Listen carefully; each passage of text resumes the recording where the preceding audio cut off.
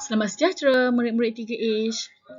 Ini merupakan kelas ke-8 kita dan pada hari ini kita akan teruskan dengan 1.2E bahagian 1. Okey, baik. Kita telah pun belajar mengenai pendaraban, pembahagian, kuasa, indeks sifar dan indeks negatif. Jadi pada hari ini kita akan teruskan dengan indeks pecahan, okey. Tetapi indeks pecahan ada 3 bahagian ya. Jadi kita akan fokus kepada bahagian pertama sahaja untuk hari ini.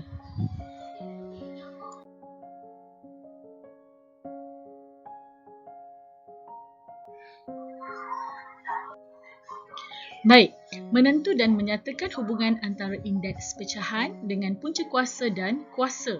Okey, apa itu indeks pecahan? Okey, ini adalah contoh indeks pecahan. Okey, 9 kuasa 1/2. Okey, untuk punca kuasa ini adalah contoh punca kuasa. Okey, punca kuasa 2 ya. Di sini adalah contoh untuk Okey, maaf. Okey, di sini adalah contoh untuk punca kuasa 3. Okey, ini adalah punca. Okey, apa itu kuasa? Okey, kuasa seperti inilah X kuasa 2. Okey, X kuasa 3. Okey, itu disebut kuasa ya. Okey, hubungan antara punca kuasa N bagi A dengan A kuasa 1/N. Okey, so di tingkatan 1 anda telah belajar tentang kuasa 2 dan punca kuasa 2 serta kuasa 3 dan punca kuasa 3. Okey, jadi kita tentukan nilai X bagi A. Okey, X kuasa 2 sama dengan 9. Okey, kita nak tentukan nilai X. So di sini ada 2 cara. Cikgu akan tunjuk contoh A ya. Cara pertama dan cara kedua. Kita tengok cara pertama. Okay, X kuasa 2. Kita nak X sahaja. Okay, jadi untuk hapuskan 2 ini, kita gunakan punca kuasa 2. Okay, kita masukkan punca kuasa 2 untuk menghapuskan kuasa 2. Untuk buang kuasa 2, kita kena letak punca kuasa 2. Okay, faham ya? Untuk buang 2 ini, kita kena letakkan punca kuasa 2. Okay, jadi kita letakkan di kedua-dua belah. Okay, letak belah kiri juga letak belah kanan ya. Okey, di sini punca kuasa 2 dan kuasa 2 kita boleh potong. Okey, so tinggallah X. Okey. Okey, untuk di sini 9 kita tak boleh gunakan 9 ya. Untuk kaedah ini kita kena cari satu nombor yang kuasa 2 menjadi 9. Jadi 3 lah. Okey, 3 kuasa 2 adalah 9.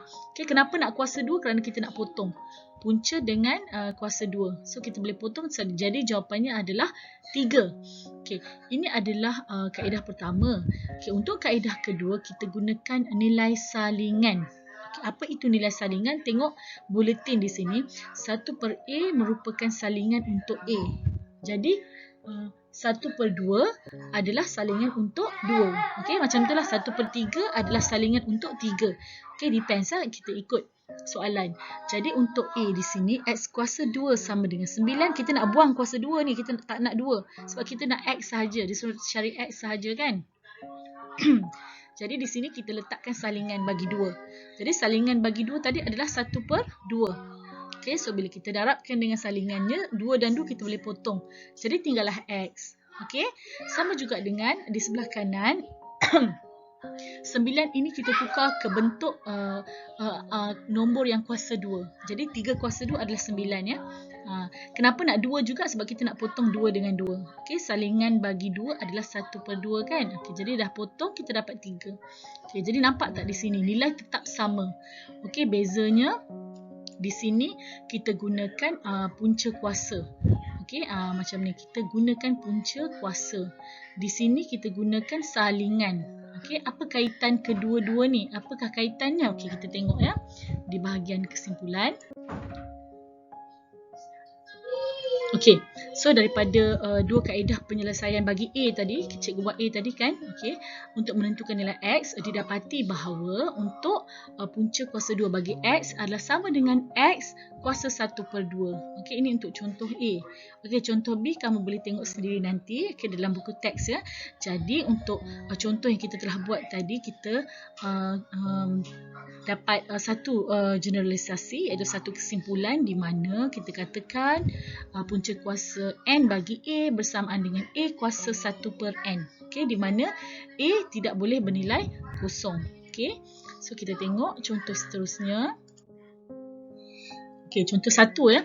Okey, tukarkan setiap sebutan berikut kepada bentuk A kuasa 1 per N. Okey, kita tahu tadi, okey, untuk punca kuasa N bagi A bersamaan dengan A kuasa 1 per N. Okey, jadi kita tengok contoh ya untuk nombor 1. Punca kuasa 2, 36. Okey, tukar ke bentuk ini. Okey, so dia akan jadi 36 kuasa 1 per 2. Okey, untuk B, okey, punca kuasa 3 bagi negatif 27, dia akan jadi negatif 27 kuasa 1 per 3. Okey, untuk C, punca kuasa 5 bagi M, dia akan jadi M kuasa 1 per 5. Okey, untuk D, punca kuasa 7 bagi N, dia akan jadi N kuasa 1 per 7. Okey, untuk nombor 2, tukarkan setiap sebutan berikut kepada bentuk punca kuasa N bagi A. Okey, jadi tengok A, 125 kuasa 1 per 5, dia akan jadi 125. Okey, punca kuasanya adalah 5. Okey, kecil saja. Okey, 5 di sini tulis kecil saja ya. Okey, untuk B, okey, 256. Okey, punca kuasanya adalah 8. Okey, tengok pecahan di sini ya. Kita rujuk pecahannya. Okey, untuk C, negatif 1000. Okey, punca kuasanya adalah 3. Okey, dan untuk D, N dan punca kuasanya adalah 12. Okey. Okey, kita tengok contoh ya. Untuk nombor 3. Okey, hitung nilai setiap berikut. Okey, bila ada perkataan hitung ini, kita boleh terus menggunakan kalkulator. Okey, kita terus gunakan kalkulator lah.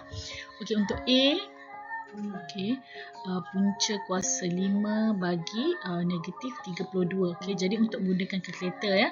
Okey, kita tak ada punca kuasa 5 di sini. Kita ada punca kuasa 2, kita ada punca kuasa 3. Okey, tetapi 5 tak ada, jadi caranya ialah kita press 5, tekan 5. Okey, and then kita press, tekan shift. Okey, tekan shift ini di sini. And then kita tekan simbol untuk kuasa. Okey, kuasa di sini. Okey, sebenarnya kita nakkan simbol ini, punca. Okey, selepas kita tekan shift dan kita tekan kuasa, bermaksud dia refer kepada punca kuasa di sini. Okey, lepas tu baru kita letakkan nilai negatif 32. Okey, and then kamu letak sama dengan, okey, jawapannya akan jadi negatif 2. Okey, pastikan kamu dapat negatif 2. Okey, sila cuba menggunakan kalkulator sendiri ya. Okey, untuk B, punca kuasa 6, 729. Okey, sama juga konsepnya, kita tekan 6. Okey, kemudian kita tekan shift. Okey, mana butang shift? Di sinilah, shift.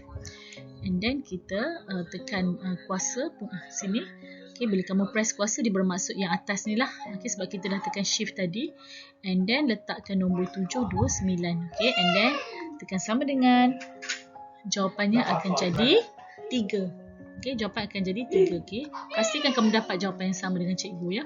Okey, untuk C dan D pula. Okey, untuk C, okey, 512 kuasa 1 per 3. Okey, ini maksudnya apa? Ini samalah dengan maksud ini, punca kuasa 3. Okey, kalau ikutkan tadilah. Jadi untuk tekan kalkulator, kamu boleh pilihlah sama ada nak terus guna yang ini ataupun menggunakan kuasa. Sama juga. Senang saja. Kamu tekan 512 pada kalkulator and then tekan button ini, kuasa, and then gunakan bracket dia untuk pecahan 1 per 3. 1 per 3 ni tekan 1, lepas tu letak ni A, B, C. Ini bermaksud per, okey, per. Ini maksud per. Dia 3. Okey. Ini sama dengan jawapan kamu akan dapat 8. Okey, cuba ya. Make sure kamu dapat 8. Untuk D, negatif 243 kuasa 1 per 5. Okey, kita gunakan kalkulator. Negatif 243. And then tekan kuasa, simbol kuasa di sini. And then letak 1 per 5 lah. Okey, 1 per 5 ialah 1 dan A, B, C di sini ada 5 ya. Okey, 5. Dan jawapan kamu adalah negatif 3. Okey, pastikan kamu dapat negatif 3. Okey, untuk D ini samalah dengan punca kuasa 5 bagi negatif 243. Sama saja ya. Okey, kamu boleh cubalah untuk kedua-dua kaedah. Okey. Okey, jadi sila buat latihan ini dalam buku matematik 1 kamu. Okey, muka surat 18 ya. Okey, uji minda 1.2G nombor 1, 2 dan 3. Okey, senang sahaja buat semualah. Okey, nombor 1 tukarkan sahaja dalam bentuk ini. Nombor 2 tukarkan juga sebutan dalam bentuk ini. Boleh tengok contoh. Dan nombor 3 boleh gunakan kalkulator terus. Okey. Okey, setakat ini sahaja pelajaran kita pada hari ini. Okey, cikgu harap kamu buat semua latihan yang cikgu beri. So, tak tahu boleh tanya cikgu lah ya. Okey. Alright, jumpa lagi. Take care.